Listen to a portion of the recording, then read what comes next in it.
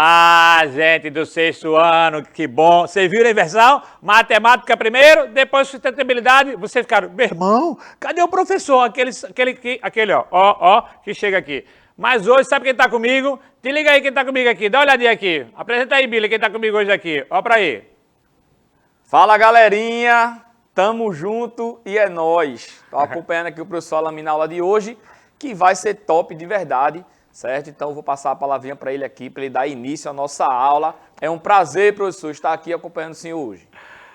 Tá vendo, gente, que a escola aqui é multi, a gente realmente, matemática, com sustentabilidade, a gente vai dando. A nossa aula de hoje, gente, é sobre a COP26, as conquistas. Presta atenção. Essa aula, ela está disponível no YouTube, tá? Produção, eu acho que deu um probleminha aqui, mas tudo bem. Ela está disponível no YouTube, né? Para que você possa ver no YouTube a hora que você quiser. Você pode ver no YouTube, baixar a hora que você quiser. Também tem um QR Code lá que você pode baixar o aplicativo, né? Para baixar no seu celular o aplicativo e ver, você baixa lá e baixa o aplicativo e vê também essas aulas. Mas vamos ao que interessa, gente. Como sempre, eu deixo sempre a mensagem. Espero que o meu colega que está interpretando aqui consiga que eu falar bem lentamente. Abra aí, Billy, para mim, por favor. Nunca permita que alguém corte suas asas. Estreite seus horizontes e tire as estrelas do teu céu. Nunca deixe seus medos serem maiores que a tua vontade de voar. O valor da vida está nos sonhos que lutam para conquistar. Billy, feche em mim. Meu irmão, teus sonhos, tá? São tuas conquistas. Sempre vai chegar alguém que vai dizer que nada, você não vai conseguir. Consegue, meu irmão. Não deixa ninguém cortar tuas asas, não. Mas vamos lá, gente, embora. A gente viu na aula passada os objetivos da Agenda 2030, do 11 ao 17. A gente fez uma homenagem ao Dia da Consciência Negra. Vocês viram isso, né? Mas nossa aula de hoje, Pedro, é sobre a COP26, suas conquistas. Mas antes, Pedro, eu vou dar um histórico para eles, tá? O que foi a COP26, né? Você é de matemática, mas matemática está ligada em mudanças climáticas também, não é verdade, Pedro? Com certeza, com certeza. Pois é, então vamos embora aqui para a gente poder ver o que a gente vai trabalhar hoje aqui, ó. Primeiro, eu vou para não pegar meu colega ali de surpresa, é um vídeo, viu, meu colega? É um vídeo, vamos embora. Tem esse vídeo aqui que viralizou mesmo esse vídeo.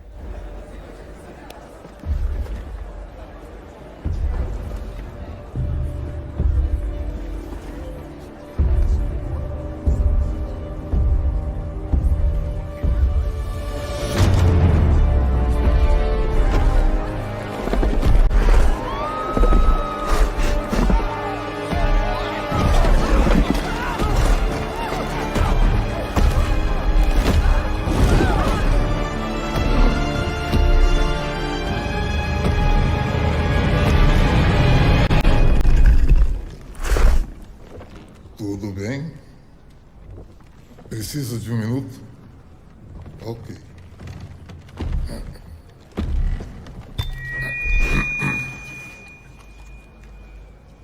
Me escutem todos. De extinção eu entendo um pouquinho. Eu vou dizer uma coisa, e vocês podem até achar isto óbvio. Ser extinto não é nada bom. E provocar sua própria extinção em 70 bilhões de anos, essa é a coisa mais absurda que já ouvi. A gente ao menos teve um asteroide. Qual é a desculpa de vocês? Vocês caminham para um desastre climático. E a cada ano os governos gastam bilhões em subsídios para combustíveis fósseis. Imaginem se tivéssemos gastado bilhões subsidiando meteoros gigantes. É isso que vocês estão fazendo. Pensem em todas as coisas que poderiam fazer com esse dinheiro. Há muita gente no mundo vivendo uma pobreza. Não acham que ajudar essas pessoas faria mais sentido do que, sei lá, pagar pelo extermínio da própria espécie? Agora vou ser realista. Vocês têm uma oportunidade única enquanto reconstroem a economia e se recuperam dessa pandemia. Essa é a grande chance da humanidade. Então, esta é a minha ideia radical. Não escolham a extinção. Salvem sua espécie antes que seja tarde demais. É hora de pararem de dar desculpas e começarem a fazer mudanças. Obrigado.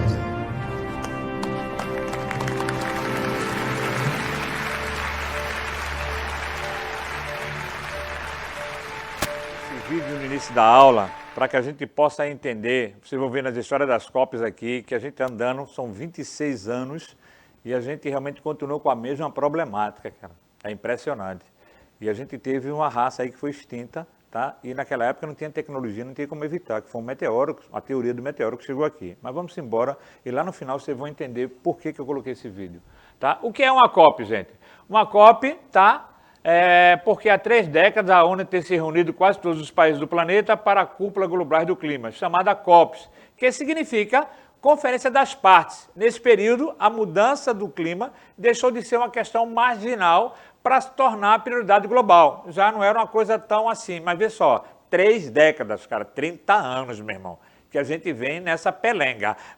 O planeta está aquecendo, a temperatura está aquecendo. Mas vamos ver como foi o histórico disso tudo. Vamos entender como tudo começou, cara. Vamos entender, tá? Em 95, lá em Berlim, a COP1 foi marcada pelas incertezas quanto ao significado do que cada país possuía para combater emissões de gases com efeito estufa. Vocês já estudaram que era efeito estufa, então eu não vou detalhar isso, mas como a gente vai fazer? Ninguém sabia o que fazer. Se reuniram para poder tentar fazer alguma coisa, né? Em 96, tá? Em Genebra, a COP2. Nessa conferência, foi estabelecido que os países membros não deveriam buscar soluções uniformes.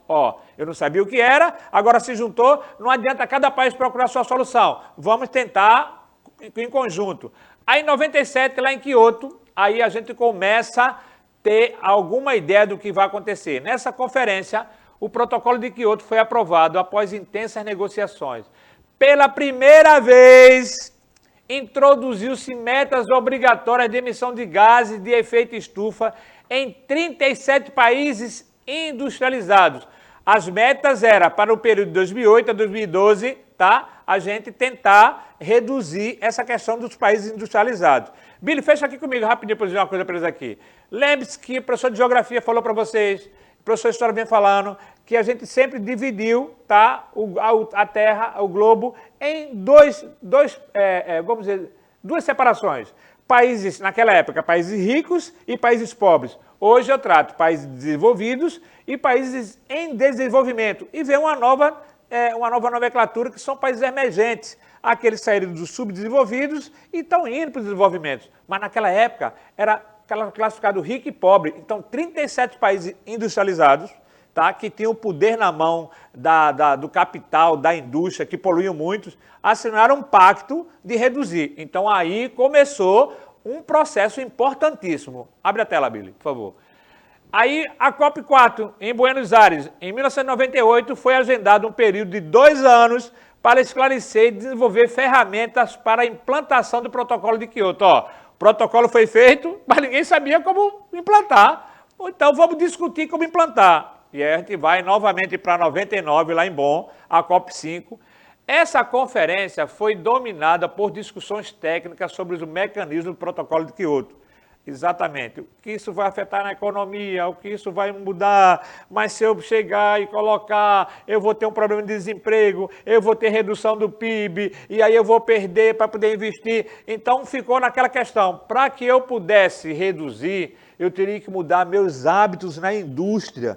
Por exemplo, uma das coisas do protocolo de Kyoto é que todas as fábricas teriam que ter um filtro nas suas chaminés para poder chegar e reduzir os poluentes. Era negócio de bilhões para fazer isso, gente. Bilhões para fazer isso.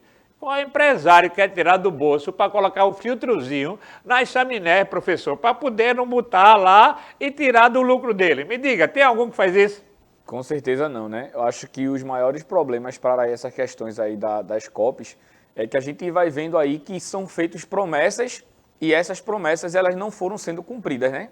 Então, essa questão, essa problemática vai muito dessas questões aí governamentais que o pessoal começa a prometer as coisas desde 1900 e lá vai o trem, a gente já está em 2021 e essas promessas ainda não estão sendo cumpridas. Então, vai tendo COP em cima de COP, o pessoal vai prometendo e vai sempre esticando o prazo, né?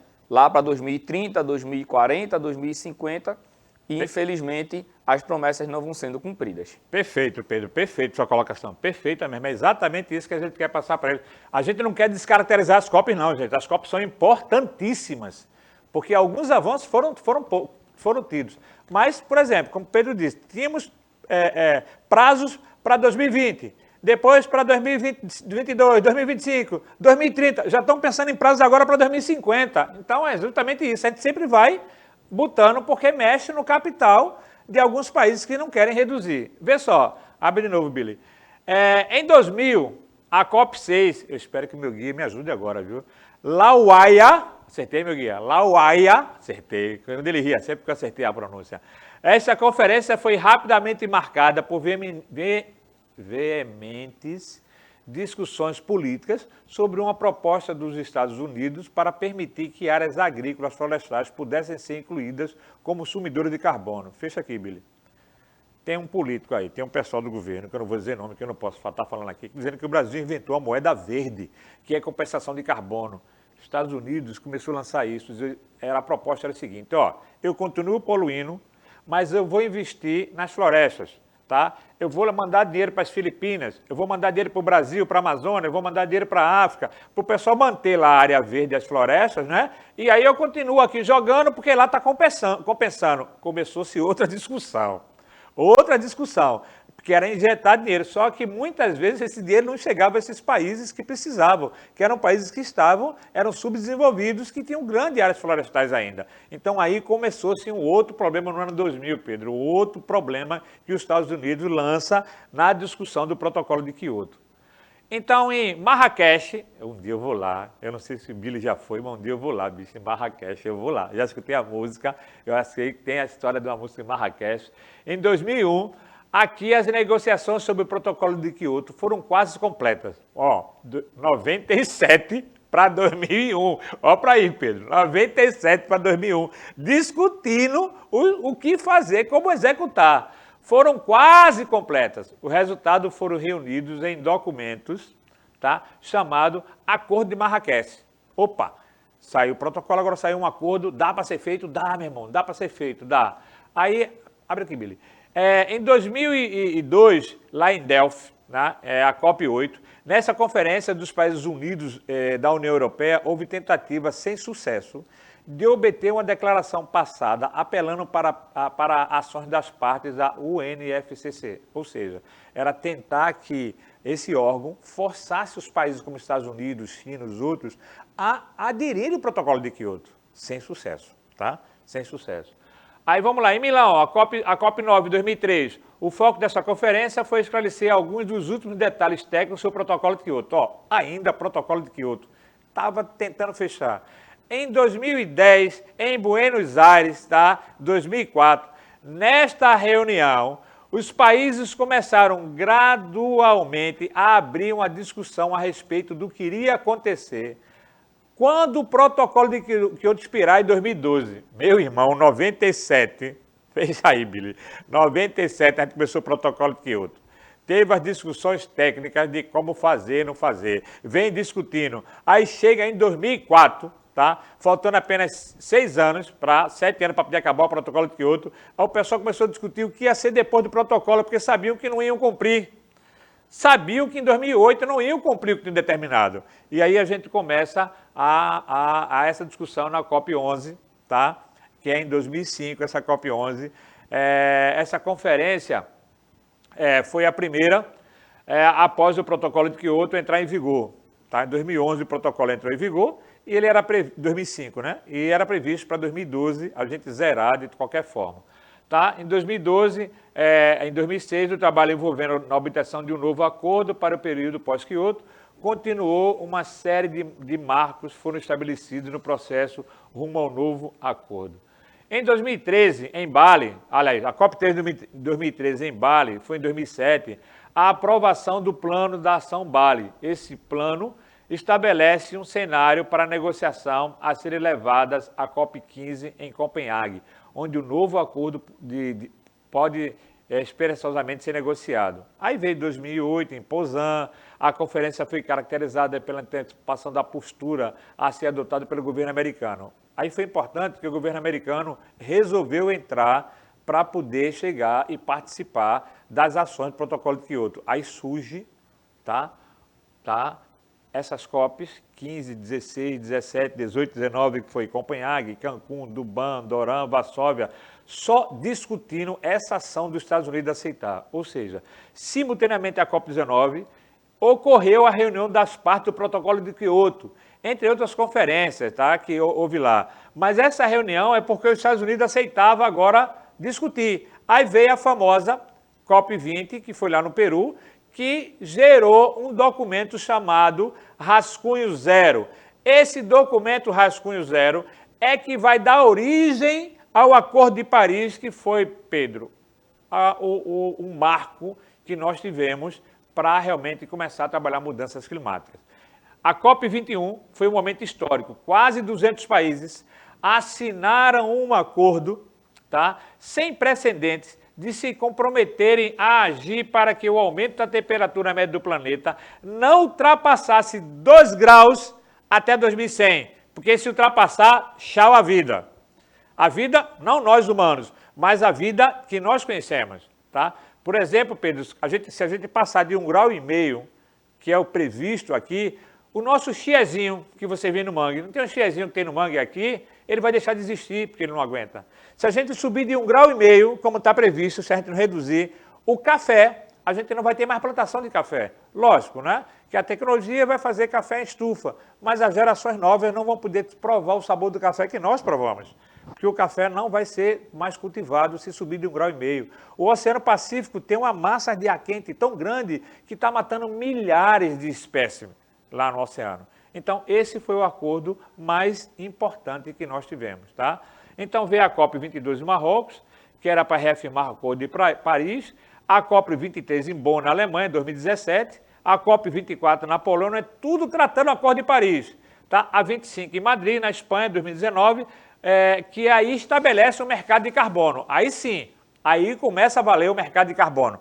Países, Pedro, que eram muito poluidores, tá? Poderiam investir, e aí era oficialmente, em países subdesenvolvidos para a preservação da floresta. Nós aqui recebemos muitos recursos, principalmente dos australianos, né? Da comunidade europeia, tá? Para poder chegar e manter a nossa floresta amazônica intacta aqui. Porque a ideia era, se eu preservar países que têm florestas, eu investir lá, eu posso manter para equilibrar realmente a questão de gases. Então aí foi em 2019, isso foi oficializado e está em vigor até hoje. Eu particularmente, Pedro, acho um erro. Particularmente. Eu acho que eu tenho que dar recursos, mas não para poder continuar poluindo, tá? Aí, essa conferência foi marcada pelo discurso da Greta, que abalou o mundo, tá? E algumas pessoas chamaram até ela de moleque, foi uma coisa impressionante, tá? Mas quais eram os objetivos? Acabar com o uso do carvão mineral, tá? Limitar o aumento 1,5 até 2035. Ó, Pedro, aumentaram de novo, 2035, tá vendo? Aquilo que tu falou, já aumentaram para 2035. Todos os carros novos vendidos, carbono zero, tem que ser carro elétrico, né? Acabar com o desmatamento até o final da década. Olha que conversa. Acabar com o desmatamento é brincadeira, né? Reduzir emissões de gases metano. Esse índice aqui, a comunidade europeia fechou, é lei já, até 2050 não terá carro na comunidade europeia movido a combustíveis fósseis, serão carros elétricos. A tendência é o Brasil também seguir aqui. Inclusive tem até uma fábrica de motos já, que é moto elétrica aqui. O objetivo da COP26 é estimular as nações a zerar emissões de gás carbono. Ó, Pedro, já aumentou para 2050, ó. Alcançando assim a chamada neutralidade de carbono e manter em 1,5 grau a temperatura da Terra aqui. Vê, já passou 2030, agora 2050. Aquilo que você falou no começo da aula, sempre adiando e protelando. Então vamos ver esse vídeo aqui. Gente, vê só, na COP26 a gente teve uma coisa muito importante, só um minutinho, deixa eu voltar aqui. Na COP26 a gente teve uma coisa importante, porque a gente teve uma participação especial do Brasil. Tá? A gente teve uma representante brasileira que deu show. Olha ela aqui, vou mostrar para vocês. Meu nome é Chay Suruí. Tenho apenas 24 anos, mas meu povo vive na floresta amazônica há mais de 6.000 anos. Na tribuna. Eu sou a Chay Suruí, sou ativista do povo Paité Suruí e eu participei, fiz um discurso na abertura da COP. E lá, eu pude falar um pouco sobre a importância da Amazônia, a importância dos povos indígenas estarem no centro dessa discussão, pois hoje a floresta onde há a presença dos povos indígenas, que vem sendo diariamente atacadas e que nós estamos diariamente sofrendo e lutando com as nossas vidas para a preservação da floresta e para a continuidade da vida em todo o planeta. A Amazônia ela é importante para a vida em todo o planeta. Então, né,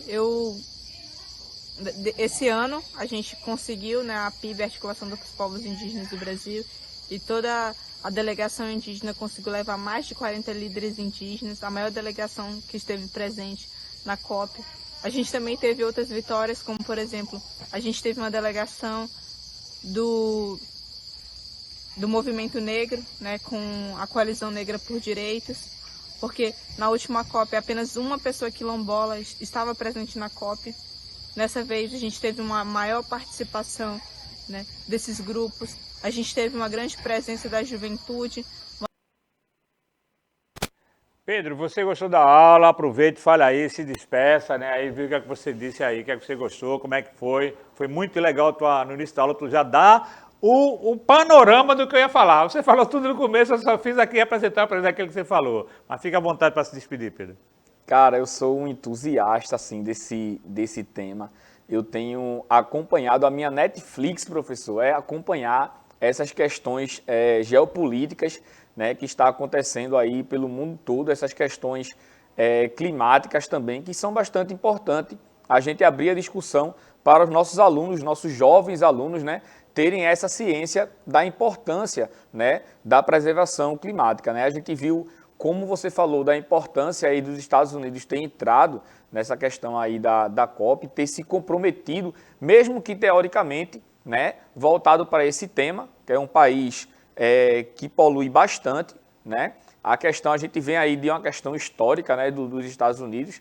A China, naquela época, não era um país industrializado, né? Então eles não emitiam tanto poluente, mas hoje, como ele é um país industrializado e é um país gigante, né, 1,4 bi de habitantes, então eles estão passando a poluir bastante também, mas a gente tem essa questão aí histórica, né, dessas discussões envolvendo essas questões climáticas, que a gente possa ter consciência relacionado a esse tema, né, porque a gente só pensa muito no agora, né, então quando a gente para de pensar no longo prazo, no que pode acontecer com a humanidade, a gente fica bastante preocupado aí com as próximas gerações, se atitudes enérgicas elas não forem tomadas, certo? Muito obrigado pela participação aqui, me convide mais vezes, professor, que eu adoro essa questão aí, principalmente voltado para as questões geopolíticas, tá bom? Okay. Um cheiro no coração de todos e até a nossa próxima aula. Pronto.